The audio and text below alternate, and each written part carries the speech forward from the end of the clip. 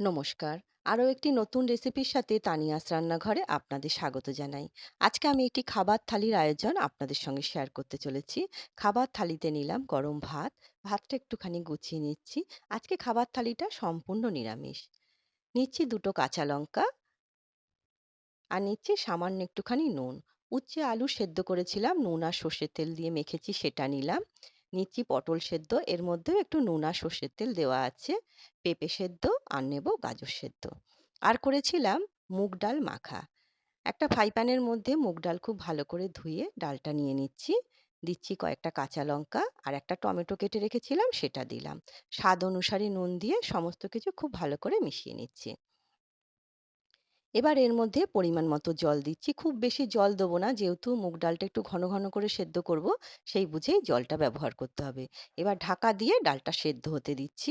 মাঝে, মাঝে একটু করে ঢাকাটা খুলেছিলাম যাতে জলটা শুকিয়ে না যায়। দেখুন ডালটা খুব ভালো মতো সেদ্ধ হয়ে গেছে। এইভাবে কিন্তু একটু জলটা বুঝে দিতে হবে। এবার একটুখানি টমেটোগুলো ঘেঁটে দিচ্ছি। টমেটোগুলো একটুখানি ঘেঁটে সমস্ত কিছু মিশিয়ে একদম ঝিরিঝিরি করে লঙ্কা কুচিয়ে রেখেছিলাম সেটা দিলাম আর দিলাম কাঁচা সর্ষের তেল।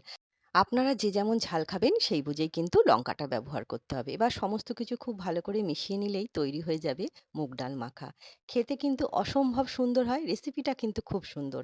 অবশ্যই একবার ট্রাই করে দেখতে পারেন। আমি নিরামিষ দিনে করেছিলাম বলে এর মধ্যে কোনো পেঁয়াজ ব্যবহার করিনি। তাতেই কিন্তু খেতে অসম্ভব সুন্দর হয়েছিল। আপনারা চাইলে কিন্তু একটু পেঁয়াজও দিতে পারেন। আর যেহেতু গরম ভাত আছে একটুখানি বাটার নিলাম আর নিচ্ছি ২ টুকরো শসা আর ১ গ্লাস জল তো আছেই।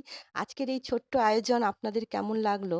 ছোট্ট একটা কমেন্ট করে অবশ্যই জানাবেন। আজ তবে এই পর্যন্তই। দেখা হবে পরের একটি নতুন রেসিপির সাথে। সবাই সুস্থ থাকবেন, ভালো থাকবেন।